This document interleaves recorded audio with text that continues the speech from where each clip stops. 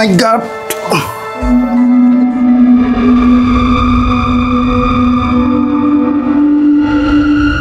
এই যেন এক ভুতুড়ে বাড়ি।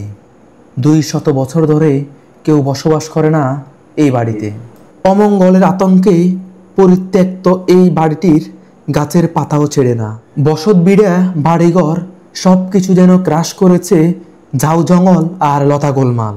রহস্যকেরা এই বাড়িটির নাম জমিদার বাড়ি। ফেনী জেলার দাগনভূঞা উপজেলার ফতাবপুর ইউনিয়নে এই বাড়িটি অবস্থিত।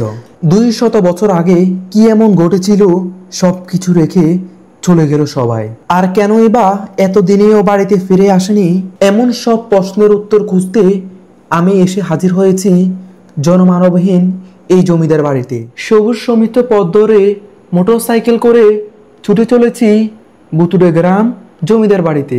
আজকের এই ভ্রমণটি সত্যি সত্যি আমার জন্য রোমাঞ্চকর। প্রতাপপুর সেই আজব বাড়িটির কথা যখন শুনেছি আমি তখন থেকে যাব করেছিলাম, সময় বের করতে পারছিলাম না। অবশেষে আজকে কিন্তু যাচ্ছি। দাগনভূঞা উপজেলা থেকে রওনা দিয়েছি। সেবারহাট হয়ে জাঙ্গালিয়া থেকে কিছু দূর গিয়ে কিন্তু মিলবে সেই জায়গাটি। যাওয়ার পথটিও আমি আপনাদেরকে দেখাবো। আজকে আমার সাথে রয়েছে আমার সহযোগী সিফাত। সিফাত যাচ্ছে আমার সাথে। তো চলুন আমরা যাই সেই আজব বাড়িতে, যেই বাড়িতে 200 বছর ধরে বসবাস করেন না কোনো মানুষ। দাগনভূঞা বাজার থেকে বের হয়ে পাম্প থেকে তেল নিয়ে আমরা চলে যাচ্ছি সেবারহাটের উদ্দেশ্যে। সেবারহাট বাজার গিয়ে কাউকে জিজ্ঞেস করলে প্রতাপপুর কোন দিকে তারা বলে দিবে। দূরত্ব যতই কমছে আমার ভিতরে উত্তেজনার পরত ততই বাড়ছে। এমন একটি ভুতুড়ে বাড়ি দেখব, সেটি কিন্তু আমার জন্য নতুন একটি অভিজ্ঞতা হবে নিশ্চয়। আর কিছুক্ষণের মধ্যে আমরা সেই ভুতুড়ে বাড়ি পৌঁছাবো। আমাদের কিছু সমস্যা থাকার কারণে ভিডিও ধারণ করতে পারি নাই। সেবারহাট থেকে সোজা রোড দিয়ে চলে আসবেন ভুতুড়ে বাড়ি প্রতাপপুর গ্রামে।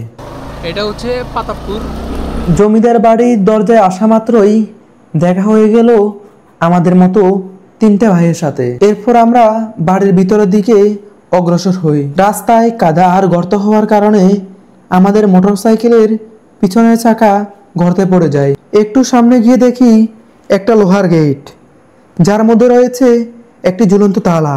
গেটে তালা দেওয়ায় আমরা গেটের এক পাশ দিয়ে প্রবেশ করি। স্থানীয়দের কাছ থেকে জানতে পারি কেউ একজন বিকেল হলে তালাটা খুলে দেয়, আবার সন্ধ্যা হওয়ার আগ মুহূর্তে বন্ধ করে দেয়। ভিতরে ঢোকা মাত্রই চোখে পড়লো সেই কাঙ্ক্ষিত ভুতুড়ে বাড়িটি। প্রথমে আমাদের চোখে পড়লো একটি মিনি পার্ক, যেখানে বসে বসে গল্প করতে পারবেন। বাংলাদেশের ইতিহাসে এটি একটি প্রাচীন জমিদার বাড়ি, প্রায় 200 বছরের পুরানো। চলুন তাহলে দেখে আসি রাজবাড়ির ভিতরের প্রতিটি কোণা আর শোনাই কিছু গল্প। এই রাজবাড়ি নির্মাণ করেছিলেন জমিদার রামনাথ কৃষ্ণ সাহা। বাংলা 1228 সালের 13ই ফাল্গুনে নির্মাণ কাজ শুরু হয়। তখন জমিদাররা ছিলেন এলাকার সবচেয়ে প্রভাবশালী মানুষ।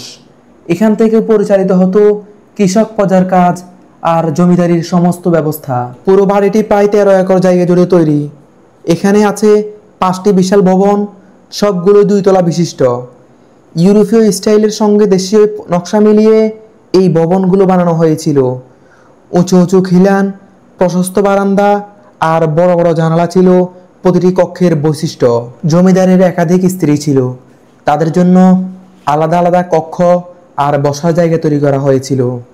বড় আয়োজনের সময় মহিলারা উপরের ঘর থেকে সব কিছু দেখতেন।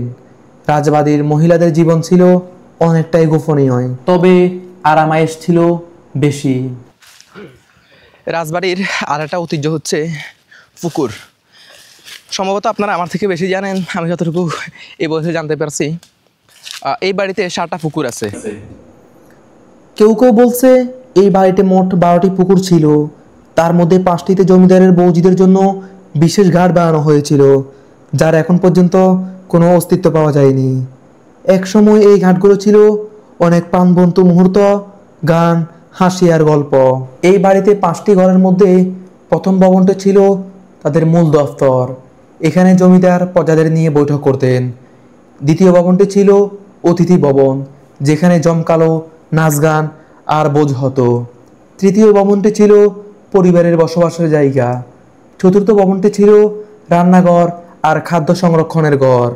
পঞ্চম ভবনটি ছিল আলাদা করে মহিলাদের জন্য। আজ সব কিছুই শুধু ইতিহাস হয়ে গেল।